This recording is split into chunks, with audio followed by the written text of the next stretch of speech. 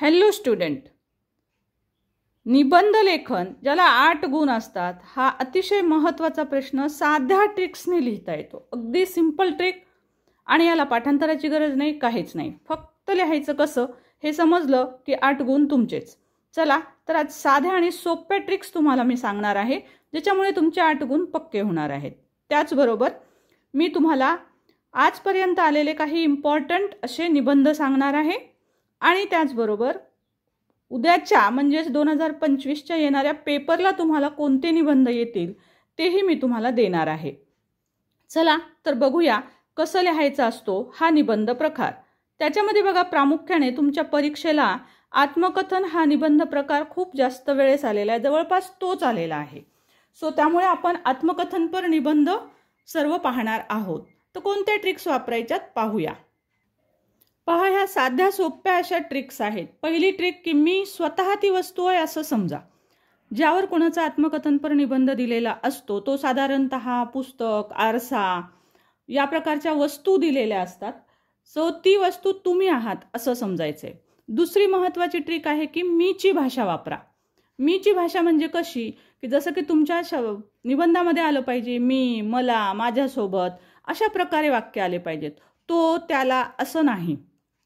तर ती वस्तू तुम्ही आहात, त्यामुळे तुमच्या संपूर्ण निबंधामध्ये मी, मला, माझ्यासोबत, मी, माझी, माझा, माझे अशा प्रकारचे मचे शब्द आले पाहिजेत, म्हणजे मची भाषा.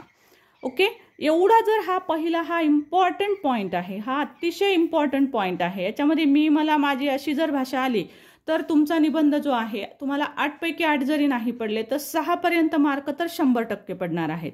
आणि यातील खालील आपल्याला गोष्टी पण त्यात लिहाव्या लागतात मात्र. जसं की बघा, उपयोग. आपण ती जी वस्तू आहे, समजा आरसा दिलेला आहे तर आरशावर आत्मकथनपर निबंध आला तर आरशाचे उपयोग, चांगले उपयोग, वाईट उपयोग हे आपल्याला त्याच्यामध्ये लिहायचे आहेत. आणि ते पण कसे लिहिणार आहात, मी असं समजून. म्हणजे माझा तुम्ही चांगला उपयोग करा, माझा तुम्ही फार वाईट उपयोग करता, अशा प्रकारची भाषा आली पाहिजे. तसंच बघा, आपल्याला गुणदोष लिहायचे आहेत.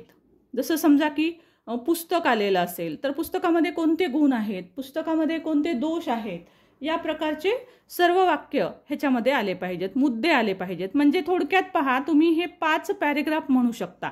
हे अशा प्रकारचे 5 पॅरेग्राफ तुमचे जर झाले तर तुमचे 6 मार्क तर 100% पक्के आहेत. आणि 1-2 मार्क तुमचे भाषा शैलीवर डिपेंड असतात.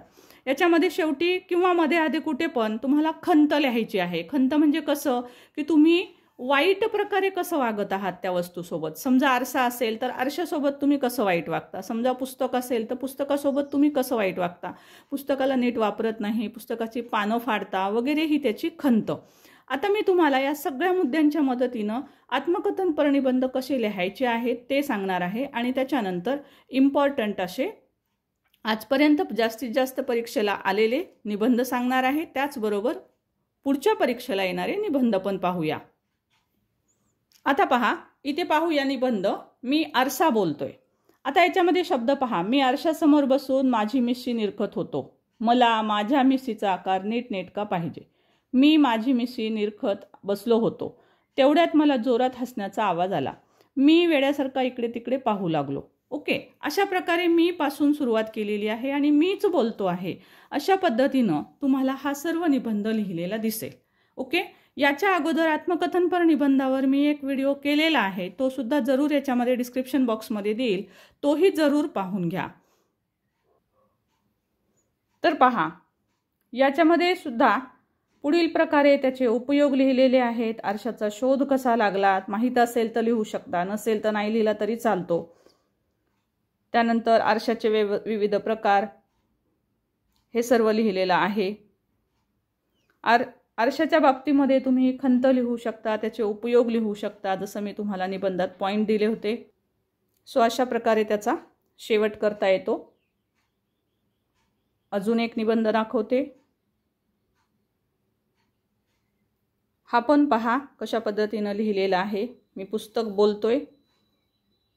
जरूर एक वेळेस वाचा पूर्ण, तुम्हाला अभ्यासासाठी पण कामाला येईल. आणि हे जे मी 2 निबंध देते आहे ते पण जरूर करून जायचे आहेत, कारण हे सर्व इम्पॉर्टंट असेच सर्व मी तुम्हाला निबंध याच्यामध्ये आजच्या व्हिडिओत देत आहे.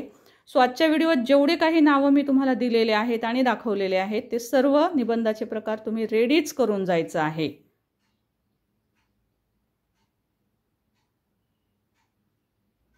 तर पहा स्टुडंट, साधारणतः आजपर्यंत बोर्डच्या पेपरला जे काही आलेले आहेत त्यातले हे महत्त्वाचे निबंध आहेत।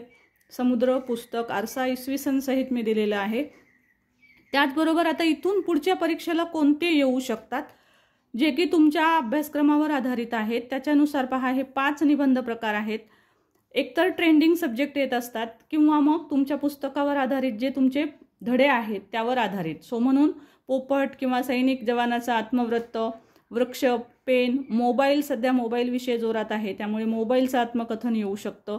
मी शिवाजी बोलतोय, सध्या शिवाजी महाराजांची जयंती या पिरियडमध्ये येतच असते त्यामुळे, आणि सध्या शिवाजी महाराजांवर सुद्धा निबंध अशा प्रकारचा येऊ शकतो। सो परीक्षेला जाताना हे निबंध सुद्धा जरूर तयार करून जा। यातील कोणता हवा असेल तर मला कमेंटमध्ये जरूर लिहून पाठवा।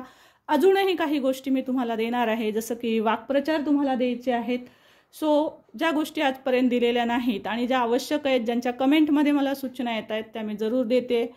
जर व्हिडिओ आवडला असेल तर लाईक जरूर करा, चॅनल सबस्क्राईब करून ठेवा। Thank you so much for watching.